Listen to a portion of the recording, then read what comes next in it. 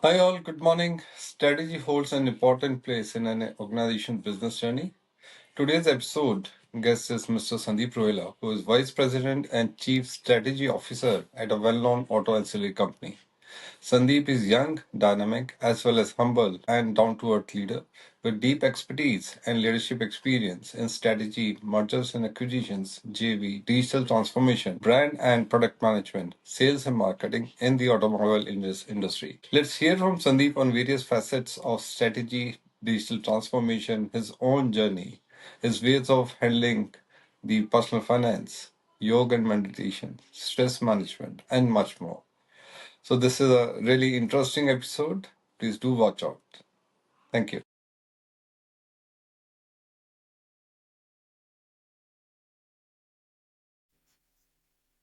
Hi, Sandeep. Good evening and welcome to the Zinc podcast episode.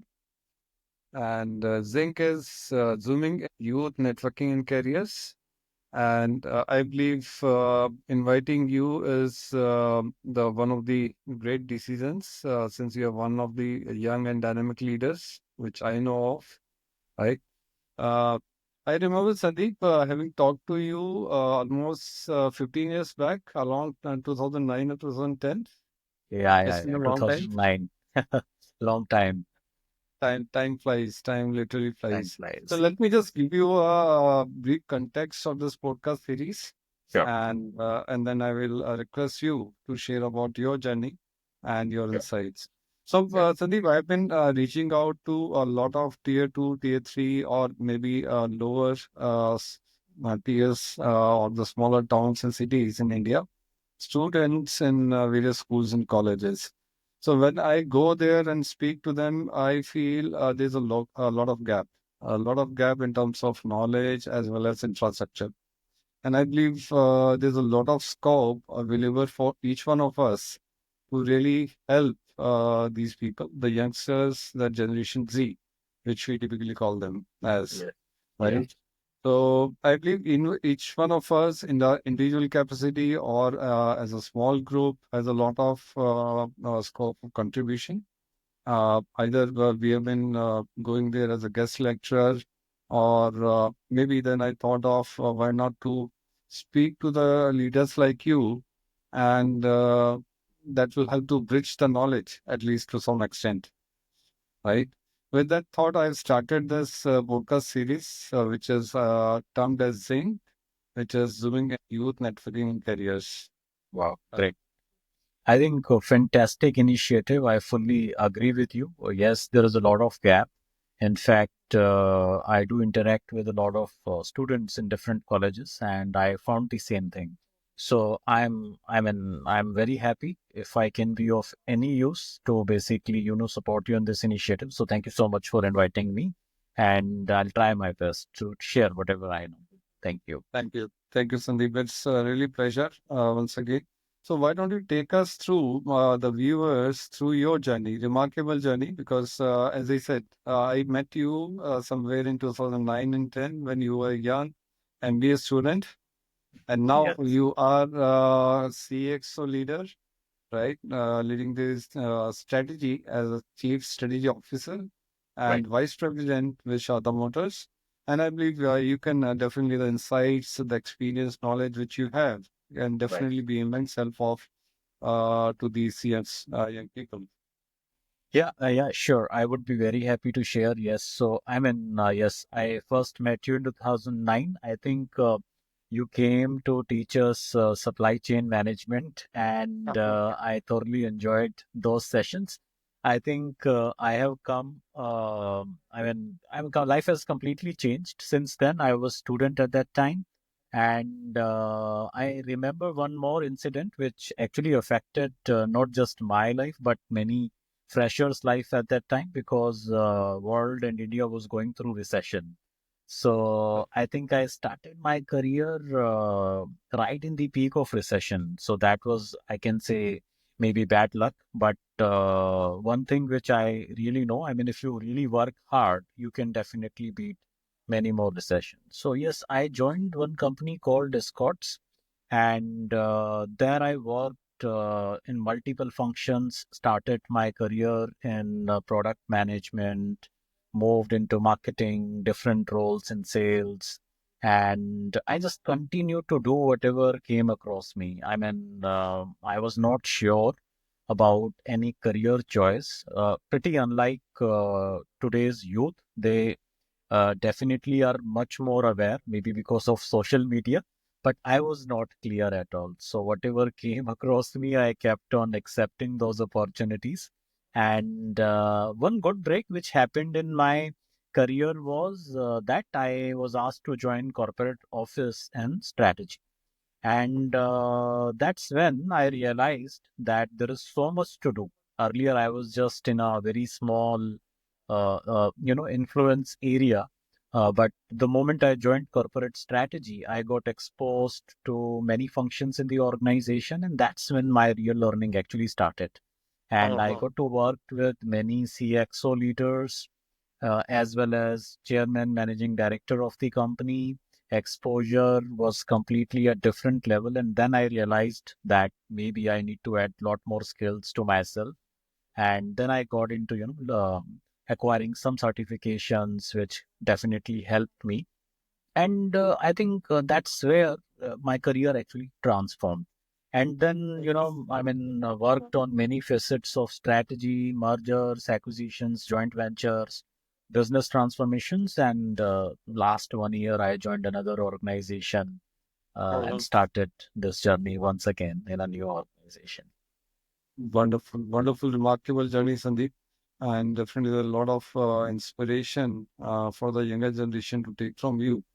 Right. So when we talk about strategy, what exactly it means? So where I'm coming from is when I will talk to young people in smaller colleges, smaller towns and cities, I generally feel they would know about sales and marketing, they would know about finance, operations, right? But I've not heard them talking about something called strategy.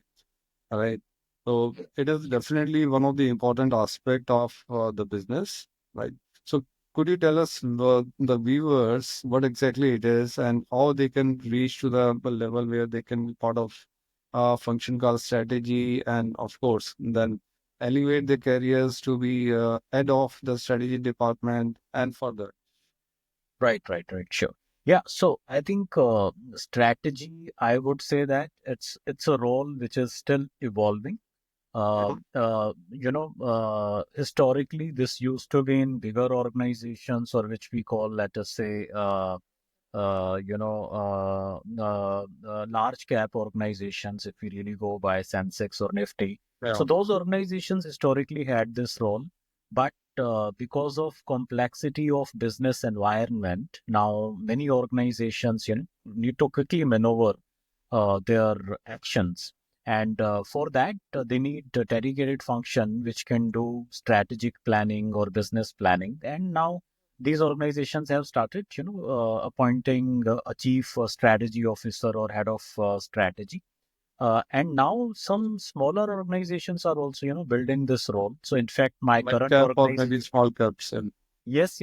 Now this role is now graduating to small cap and mid cap as well. In fact, my current organization is a small cap, and they have taken this bold step to give so much emphasis to strategy role.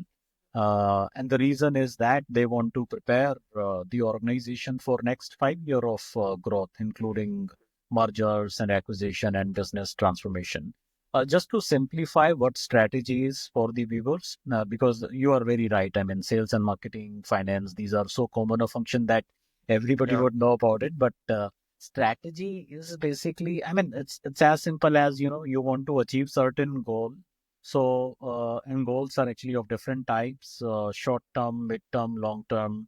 And whatever actions, initiatives you take to achieve those goals rather, then this is called strategy. And strategy can be a standalone function at corporate level, but now many organizations are building a strategy role in various functions also. So, for example, now I come across strategy in sales as well, which they call sales planning and strategy. Same way, even in supply chain, strategy role is emerging. Same yeah. way in finance as well. Finance, they don't call it strategy per se, but they call it financial analyst, right? So I think strategy as a role is getting into all the functions, but yes, at corporate level, it is a standalone role. And whosoever is aiming to become like head of strategy, then I would say that this role is going to further evolve and many more companies will open up this role. So it's very interesting for the young people who are aiming for it. Right. So somebody coming out from a small MBA institute or a college, typical tier two, tier three colleges, right? Although they are getting in terms of curriculum and everything, right? How do they build up their career further, right? So should they join different function right away, or should they try to join operations first, learn the tricks of the trade, and then aim for something else strategy, or how it is? So, I mean, I think you picked it up really well. So, this strategy role kind of, grows in two ways. One is the way which you just mentioned that, okay, people join line functions like sales, operations. They kind of, learn all the trade secrets there. They start to know their business well, stakeholders well, customers, suppliers, everybody. And after that, if they get an opportunity internally in the organization to join a strategy function, then I think these kind of people really become successful in strategy role. And of course, there are then tier one colleges like IIMs, ISBs, and maybe colleges which comes in like top 20. So Yep. they directly join strategy function as well in the capacity of management training, and Yep. they directly start working on strategy role. But as I said, there is a big difference in both the ways. One person is coming from ground, and his learning is like bottom to top, so chances of his success is actually better in comparison to person who's directly landing in corporate strategy role. In fact, I being in the group one which you mentioned, so I feel that for people who are like me, like coming from line function. Now, for them, it's easier to take up strategy role.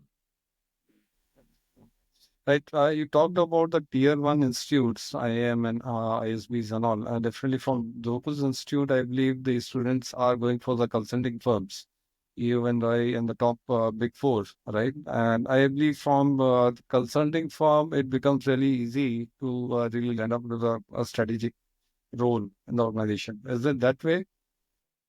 Yeah, yeah, yeah. So, all these big four and even there are tier two consulting firms as well. They typically go to these tier one colleges. And in fact, in some cases now, because consulting is slowing down a bit last Uh-huh. 2, 3 years, so now they are even going to tier two colleges. But then there are Perfect. two type of roles. One is the back end role in strategy, which is mostly analyst role, right? Absolutely. These people don't face clients, customers. They basically support from the back end. So for these roles, I think tier two colleges they have opened up to basically control cost as well. But for client facing role, they are mostly going to tier one and mostly premium top league colleges. That's how they are doing it today. But as I said, tier two colleges are also opening up for various roles. Wow. Okay. So, Sandeep, apart from the strategy or sales and marketing, I believe we have been also leading the digital transformation in the organizations we have worked for, right? Maybe digital transformation in supply chain. Since I am from supply chain, so I have a soft corner and I tend to come to that topic at some point of time. Right. So, why don't you take us through the digital transformation journey, right? Yeah, yeah, sure. So, I mean, my first tenure in my first organization was for a very long period of time, almost 14 years. So when I joined this organization, I think a pretty legacy organization, system processes wise, nothing was kind of, digitized.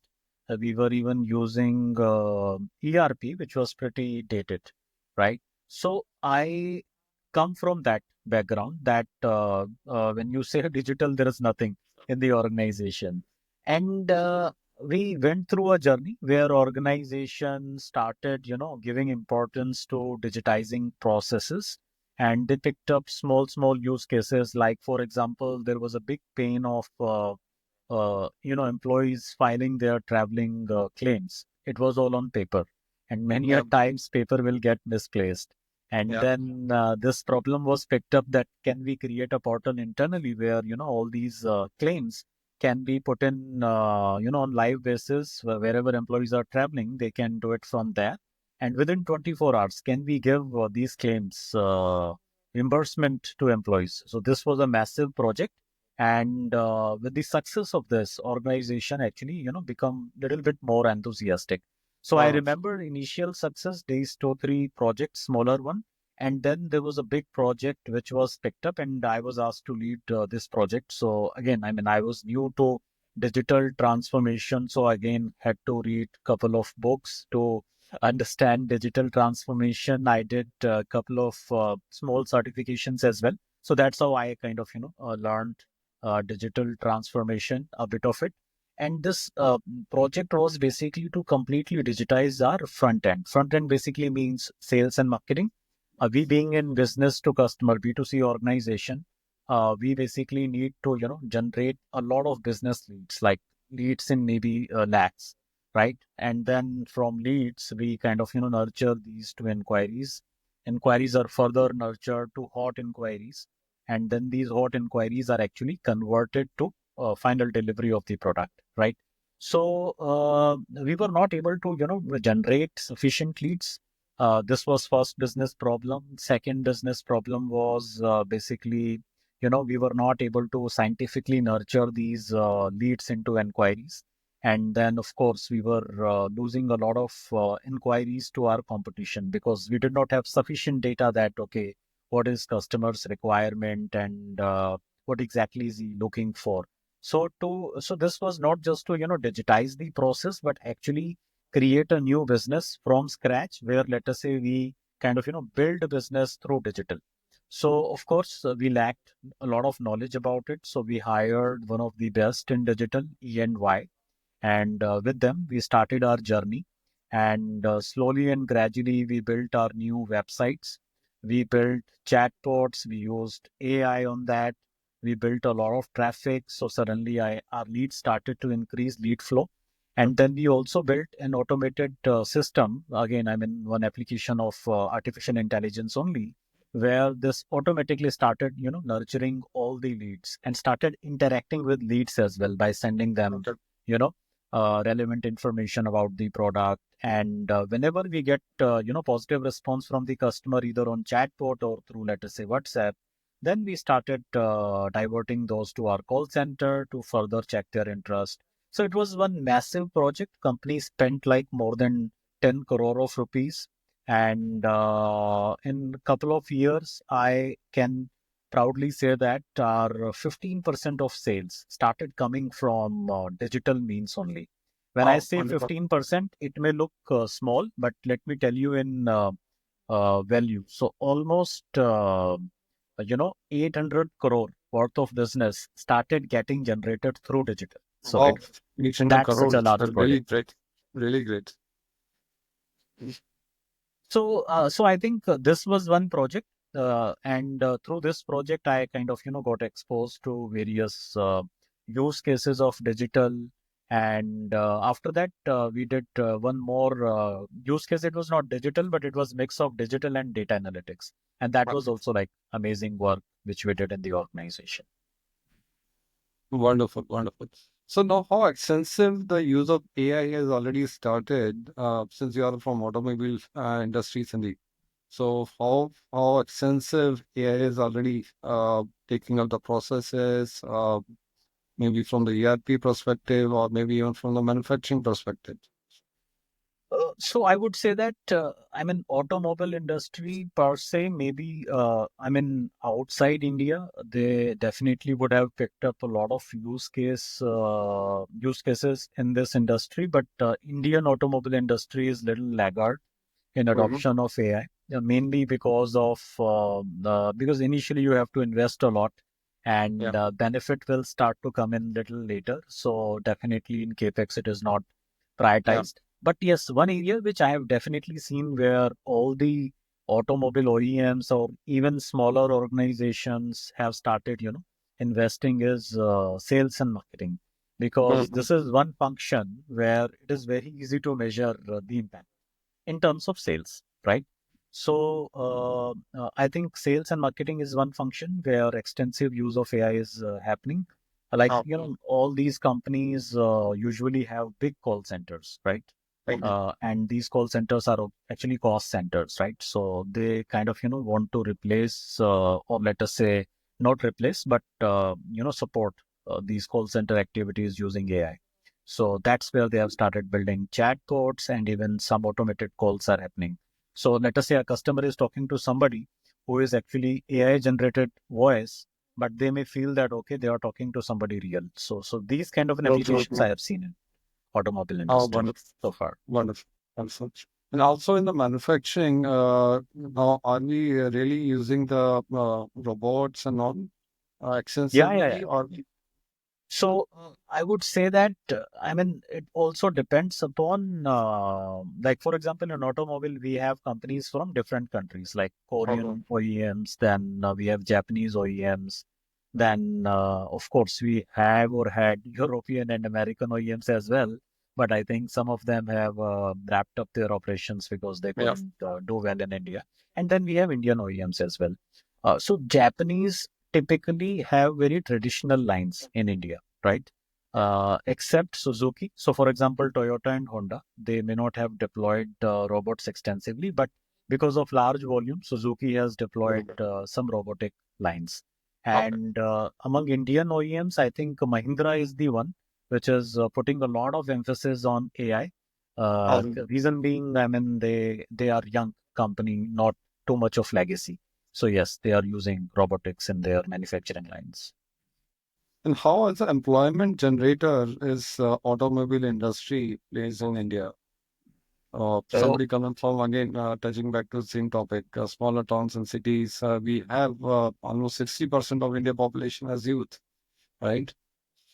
see, I mean, in India, I think the largest employer is agriculture, but I mean, of course, we all know that, okay, youth is not interested in agriculture, right? So, from employment perspective, if just don't count direct jobs, which let us say people could be, working in either automobile companies or auto ancillaries. But if you look at the secondary network as well, because to tier one, then there are tier twos and tier threes and tier fours, which are actually, supplying some components. Mm. Same way, if you look at dealership networks, every car company would have like thousands of employees in dealership. So if you really look at the entire ecosystem, I possibly feel that it is the largest indirect or direct employer in the country. And going forward, India's automobile industry importance is actually growing. Reason is two. First is definitely Indian economy is growing, so middle class, upper middle class numbers are increasing, and more people will buy a car. I mean, just to give you one number, Yeah. in US, over 1,000 people, there are 628 cars, right? Okay. In China, which may be 15, 20 years ahead of us, they have almost 130 cars per 1,000 people. And India, Mhm. we are today only at 28. So now you can 28. Yeah. imagine the Wow. upside which is there in terms of cars penetration. This is one. And second is China plus one. Yeah. Because of, COVID disruptions and everything, you being supply chain uh, leader. So you will understand now all the companies want to diversify their supply chain to India, especially in automobile. There are many companies which are coming to India. So for these two reasons, as per rough estimates, some people are saying that the auto component industry itself basically Uh-huh. will become four times in next 5 years time. So you can imagine possibly automobile will be the largest employer in India, not just for next 5 years, but maybe for next couple of decades. And that also give the opportunity not only for the domestic market, but for the export markets as well, right? Yes, yes, yes, yes. Many companies, for example, Suzuki now has Mhm. put a lot of bet on India-made cars, and they are Mhm. not just exporting to, let us say, other developing nations, but they are exporting the cars back to Japan. So there is now good acceptability of Indian made cars in Europe, US, and Japan. So export also will grow heavily. Mm. So for a typically person coming from a smaller town or cities, you just explained there could be multiple roles available, not only the tier one, the main organization, but the supportive organization, right? Auto ancillary, and then we have the component manufacturing companies and the distributions and all. Right. So I believe these are the really the good employment generators in India, right? Yes, yes, yes. So yeah, so if I talk about these people coming up and not finding the employment of their choice, particularly, right? Uh, do they have the possibility or the opportunity available to start something at their end? May not be a startup or technology startup, but maybe a traditional business, for example, distribution, or becoming part of a bigger distributor network. Is that a possibility for them? Yes, yes, absolutely. So let me give you two real life examples which I know very closely. So so I will tell it to you in two ways, like how people joining, let us say, a small business can graduate to OEMs. This is one, and second, how people can find business opportunities, like starting their own business, let us say in distribution. So one of my good friend who heads now strategy, not strategy, sorry, training and development in Scott's, my previous company. He initially joined a car dealership, actually. Okay. Okay. Right. So he was a salesman there. He did really well there, and then he did MBA side by side. Not even like he's not even a full time MBA. He's just a BTech graduate guy. And slowly and gradually, he made inroads to OEM, like Scott's. It's Okay. definitely a big name in tractor industry, and now he's heading this vertical. In Oh, last wonderful. 15 years of journey, I think it's superb achievement. Now it's like running a training center which has like 90 acres of facility in Bangalore, right? So Mm, this is one right. example. So that so I mean, if we are not directly getting entry into large OEMs as an employer, so the I mean tier two, tier three town students, they should not feel disheartened. Of Oh, course, they have to do a little bit hard work, but yes, they can definitely become successful. Second opportunities example is here. sorry. Now, I am just adding to you that opportunities are available, but Yes, they have yes. to explore. Explore, explore. Another example, one of my colleagues, so he left the job. He was truly, entrepreneurial in his approach. So he told that I want to take up a tractor dealership. So he Okay. left the job. He went to his hometown. This happened right after COVID. And then he took a tractor dealership. And he is one of the best performing dealer in a matter of 3 years in his entire state. So this is also possible. Okay. Great, great. Now, again, coming back to the supply chain topic, sorry for that. I will keep on circling back to supply Yeah. chain. Right. So how different do you find the supply chain with OEM and maybe a smaller ancillary companies, how they are gearing up? Means we have the challenge from China, right? And we have the challenge from other bigger MNCs. And I believe supply chain is one of the enablers Right. as a function. Right, right, right. Absolutely. So I think, especially talking about automobile industry, tier one is pretty matured.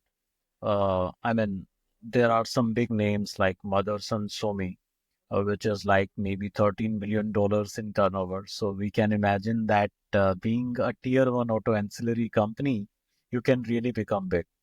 Then there are some other big names like Bharat Forge, Minda, Spark Minda. Yeah. So all of these are like $1 billion plus turnover companies, right? So I Wonderful. think tier one is pretty matured. Now all of these tier one also have tier two and tier three as their suppliers. And with size and scale, these are also growing. In fact, some of Awesome. tier two now are graduating to tier one. So a lot of tier two Okay. companies actually are acquiring some tier ones.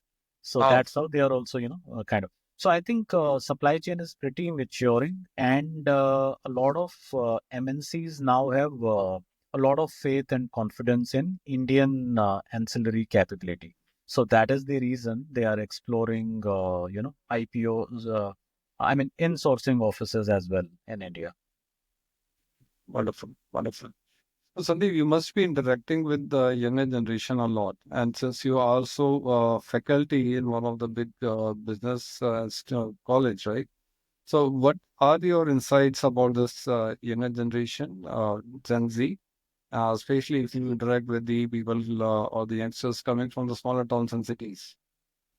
Yeah. So, yeah, I mean, in last couple of years, I would have gone to like 10, 12 colleges. Okay. Initial experience was only like, a guest lecture kind of a thing. But yes, recently I took up one session in a college, and that's when I got opportunity to interact with students very, very deeply. And that's when I understood like time has changed. So first thing which I found was that we were actually I found myself that okay, while I was doing MBA, maybe I was dumb in front of these kids now. But then I realized maybe because of social media, maybe because of exposure they are getting now. Like for example, you are recording this podcast. Yeah, Uh, During my time, exactly. Yeah, there was nothing called podcast, right? So where do we get exactly. insights from? And today these AI tools like Chat GPTs and all that, you just throw a question and you get an answer, right? While we were suffering to find answers to our questions because we had very limited access to people, even LinkedIn was not there, right? To really find somebody in certain industry or role to whom you can throw your question. So we were Reach out. mostly dependent upon our faculties or somebody who visited our college like you. But these kids are a lot more aware than us, maybe me when I was in college. But then I think it's an unfair comparison because today's environment is completely different. So I think these kids need to be compared with other kids which may have further more better exposure. Yeah. So, in my recent batch, I kind of found two type of students. Somebody who was definitely a lot more aware of about career choices, different roles which can be there after MBA, and then how to prepare for those roles, what kind of skill sets are required. So while they were doing MBA, they were also acquiring some sort of certifications to build those skills. They were also doing some sort of networking with professionals, right? Then I found there were different students. As I mean, this one section of student, they were doing MBA, but still they were not that aware of career choices and everything. It may be because of their background in, let us say, tier two or tier three towns, while they may be because of they were a good student, studious, so they landed their seat in MBA colleges. But yes, I think they were not up to the mark while they Oh, were very hardworking. But now you don't just need hard work, you need a lot of yeah. smart work. You really need to know how to use AI tools, how to find answers to your questions. So I think both of these kind of students exist in the same MBA college. And that's where, some students really fly with a very good start and some students really lack because they don't know how to go for it. Wow. So, what are the typical questions they come to you? These students, what are these students, or maybe the freshers or the new joiners working in your teams, or you might be interacting on the shop floors.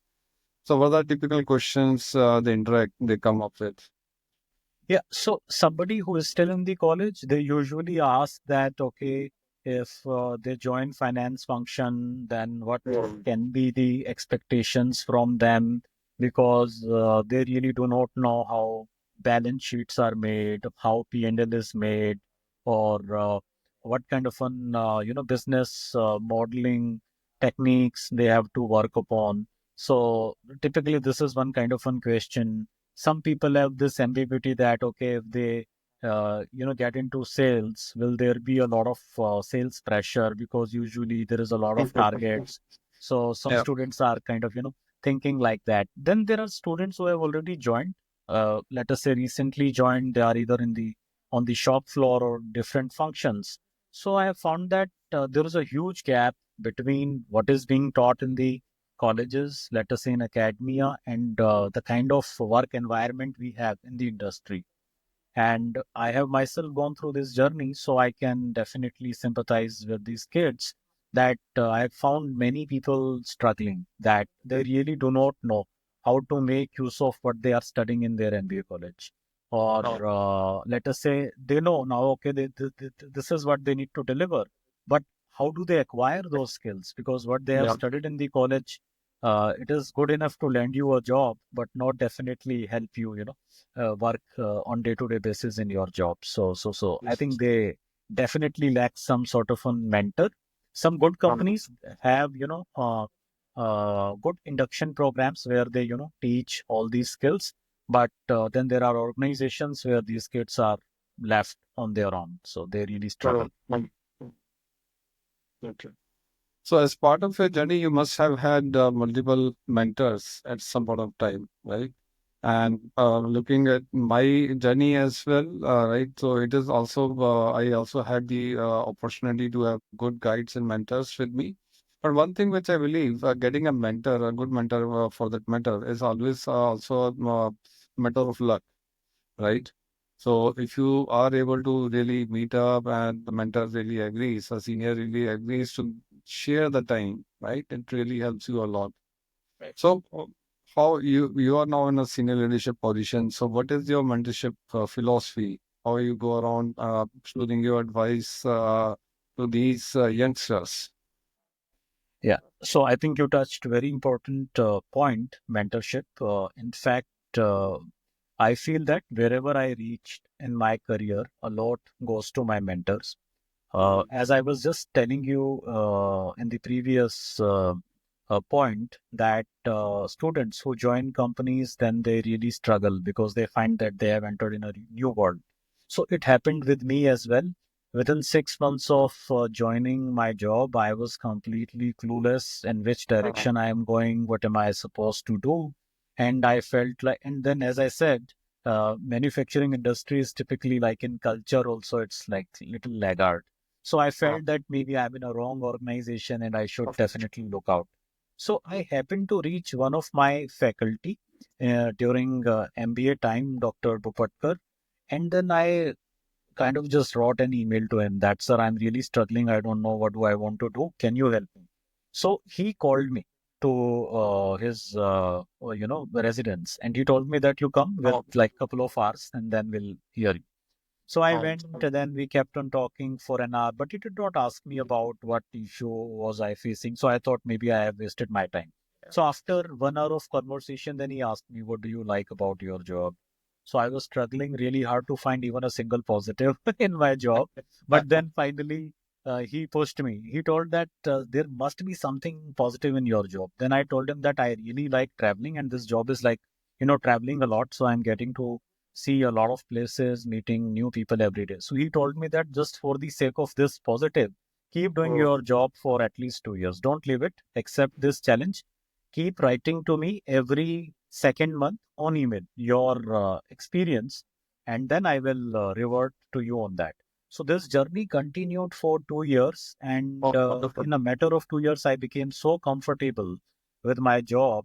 So, I mean, I'm just giving you this example so that your audience really hear that what a good mentor can do for you. So I realized that you definitely need a lot of mentors at different phases of your life. So I was really, really looking out for good people whom I really admire. So I kept on building my mentors at different stages of my career. And some of those are still there as a mentor with me. Of course, at every stage of your career, you will need a different mentor because either you are changing your company, industry, or maybe your role. But one good advice somebody gave me, that never forget your gurus or your mentors. So that's why I make it a point to remember all of my teachers and gurus on Teachers' Day. So I think this is one good advice which I would like to give to your audience, that from very early in your career, try to build mentors, and you will need different mentors. So you have to learn the trick how to build mentors, because there are some people who are introverts, so they may not be good in finding mentors.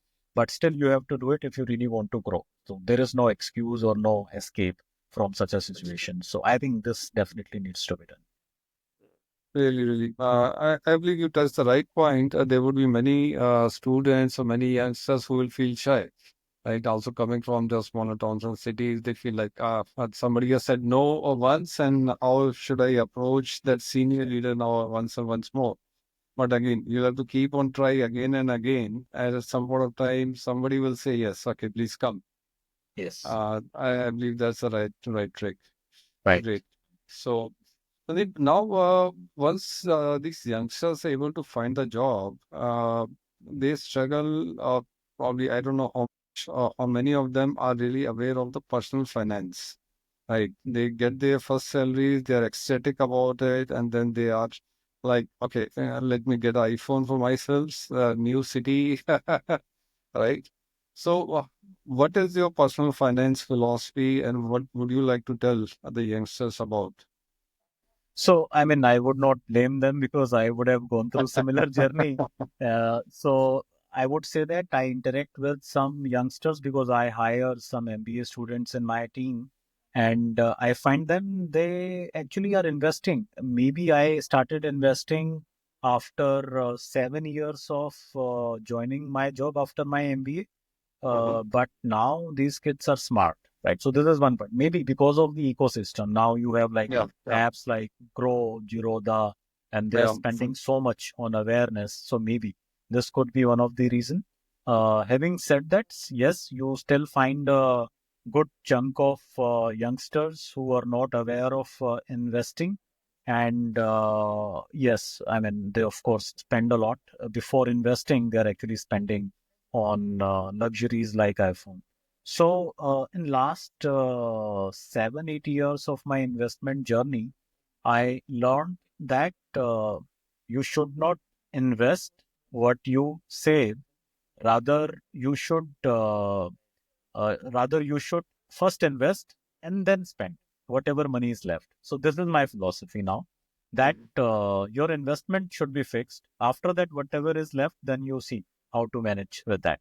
Right. So I think if and power of SIP, there are so many podcasts and blogs these days. Yeah, yeah, So even if students can, these students, freshers, youngsters, they can go to these podcasts. I think they will learn everything, all yeah, the secrets, how to invest and everything. So I think my personal philosophy is that from day one, please start investing. However little it is, does not matter. It is more about habit. This is one. And second is your goals should be clear, because what is more important to you, building an asset or building a liability? Because while you own a mobile phone, let's say it is iPhone, it is depreciating in value. It is very costly item, and then it is depreciating in value. Same way, car also. yeah. You want to buy a car for need or for desire. So this difference, I think people have to understand. Only then they would be able to save. So I think there's little bit spirituality as well when it comes to investment, because you have to control your, Yes, desires. yeah, yeah, yeah. Now, there's also a big topic on social media like work-life balance, right? So, youngsters are like, okay, I definitely need 9 to 5 kind of job, but I don't know. In my career, I've not seen any 9 to 5 job kind of job. Right. So they tend to like I have to get out of the office at certain point of time, and I have other priorities in life. So how do you define the work-life balance for yourself, and what is that advice you will give?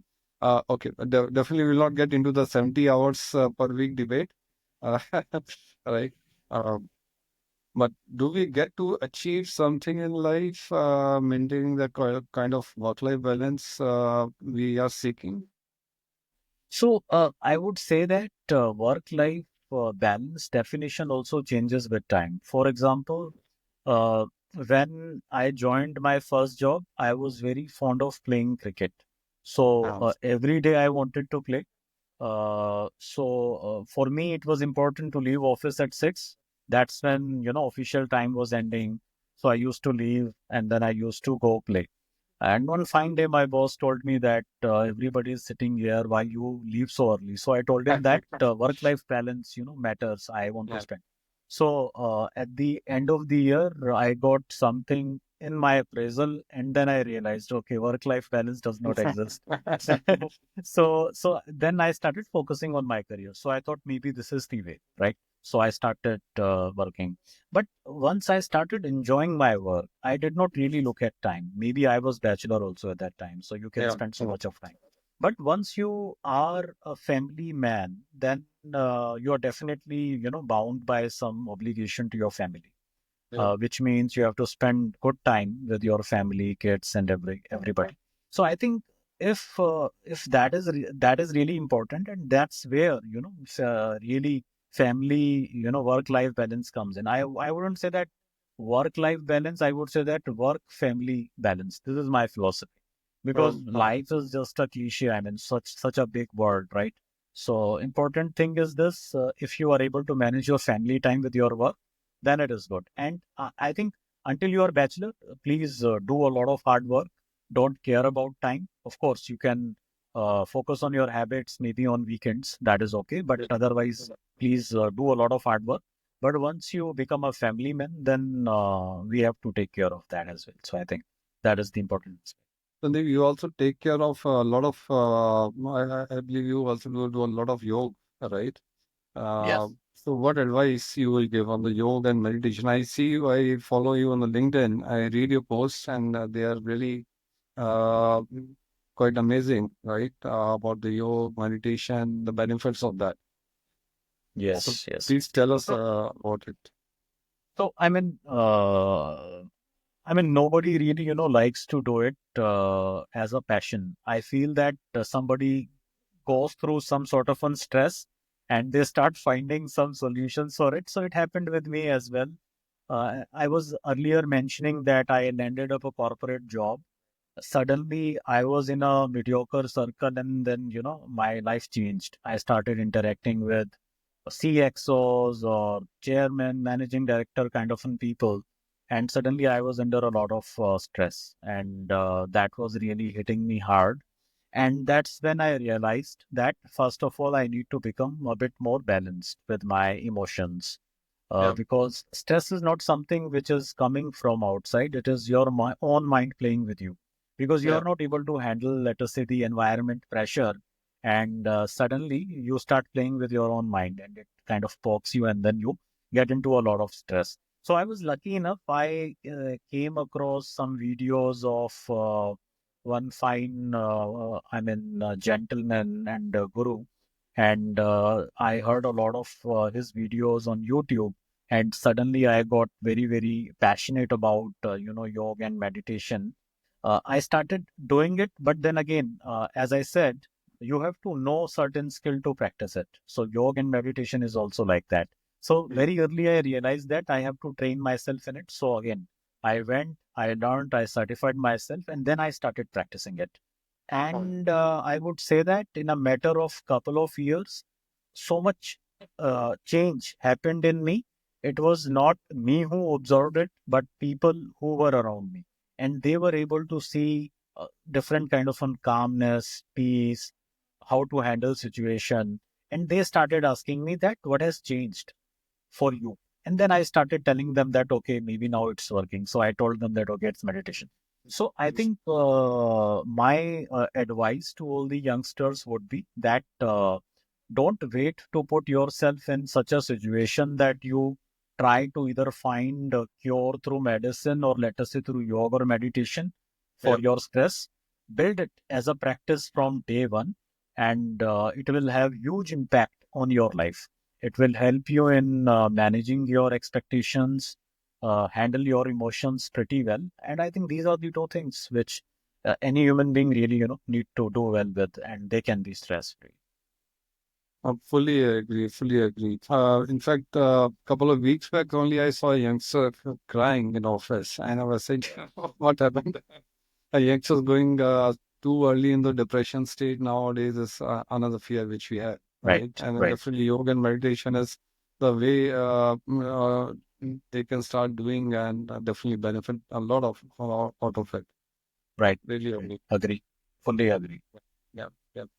Sandeep, really thanks for sharing your thoughts on stress management. The next question which comes to my mind is the success definition. So different people at different age, different area where they live in have different definition of success, right?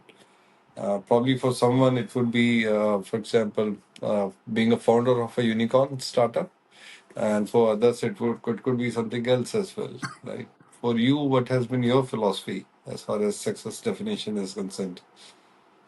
I think very interesting question. Success definition for me, I think it kept on changing with the different phases of life. I mean, as a student in school, probably coming in top three, getting good marks, getting appreciation from parents for that. I think that was success for me. Yeah. When I got into my first job, I think, am I earning more money in comparison to my friends? Okay. And then was I able to buy a car much earlier than my other friends? I think probably that was success for me. But as I grew older, little bit mature, and I entered in the mid phase of my career, I realized it is very important to do some meaningful work. So I think I felt more satisfied as well as successful if I was able to, contribute in some big projects or meaningful projects, which were, let us say, able to grow the organization or were, recognized pretty well in the organization. Now, I think I've almost completed 16 years of my career, and I can confidently say that I have learned a little bit about life as a whole as well. So Hmm. I feel that now success definition and meaning has actually completely changed for me. Now I have a family, I have kids, so I feel that if they are happy, I'm able to give them time, I'm able to solve all of their issues, then I feel more satisfied and more meaningful in my life. So I feel that it continues to change, but I also feel that both type of success exist in the society. When you don't have much responsibilities of family, let us say you're in the early phase of your career, maybe you're not under much of the stress or responsibilities, then I think growing money wise is okay. But with time, if you are able to change the definition of success for yourself, which gives you more satisfaction, more joy, then I think it's kind of more Yeah. better for the life. So I think that's how I feel about it as of now. Okay. Wonderful. So money definitely plays a bigger part of success, right? But then there are the different aspects as well, right? And for the individual, the definition of success would be then, for the family, there would be certain aspiration for the family as well, right? And mostly it is saying that most of us look for the validation from society, right? From our relatives, from friends, where we live. So I recall an instance when one of my acquaintance told me that he want to go for a bigger SUV, just because his team members are already having a certain level of SUVs with them. And he was saying that he didn't have the budget, but then he was hard pressed that let me go for it because I need that validation that I am more successful as compared to anyone else. Even I have gone through that Okay. journey in my life because Hmm. typically maybe we live in a society where we look for a lot of validation from relatives, neighbors. Hmm. Even I kind of liked it when in school. If I was like coming first, I always wanted to be appreciated by relatives, my neighbors. So I think it's a pretty common thing to happen early in the life. But as you mature, if you are able to, really see that all this acknowledgement or validation from people does not really matter. At the end of the day, are you happy? Are you joyful? Are you satisfied with what you are doing? Are you finding the purpose of your life by Yeah. doing whatever you are doing? I think Yeah. this is success for me. And I usually I also meet a lot of youngsters. Sometimes they ask me this question that are you successful? Are you satisfied with your success? So maybe 10 years back, I used to give very vague answers, and it was always in the terms of either money or growth in career. Mm. But now it's more in the form of joyfulness, happiness, purpose of life, purpose of work. So I think this is what I call maturity, which comes with time. With So the time. hopefully, with our conversation, some youngsters will be able to find a little bit Absolutely. meaning in what we are discussing now. Yeah, yeah, absolutely. So once they figure out, okay, whatever the money they need, or at some point of times, okay, they have done their emergency funds and investments and all that stuff, and then what should be the success look like? They should really do that kind of stress to really have the rat race behind the success, or really mature and look at what are the other aspects of success in terms of better health, happiness, and the purpose of life, as you rightly mentioned. Great thoughts, Sandeep. Yeah, I mean, somebody shouldn't take it like wrongly that I'm not saying that people should not run after money or run after having a good home, good car, big car. What I'm simply saying is that at the end of the day, if you are happy, joyful, you have found the purpose of your work and life, then eventually these things also may follow. Money Yeah, may follow, success may follow. So people should not take it wrongly that either I also understand you are also meaning the same thing, that we are not yeah, saying that absolutely. don't run after money, but let money and whatever you can buy with money be the byproduct of success. Absolutely, absolutely. So be content first, and then the money will definitely come Yes. in.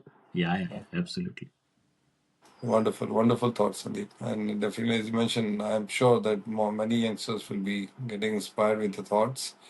And it has been really great talking to you, Sandeep, today. So we touched many topics, including yoga and meditation, stress management, personal finance, learning about strategy in detail.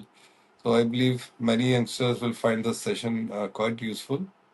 So really, thanks for your time, and looking forward to future podcasts with you as well. So, in fact, I enjoyed a lot. So, I mean, I'm really thankful for this opportunity.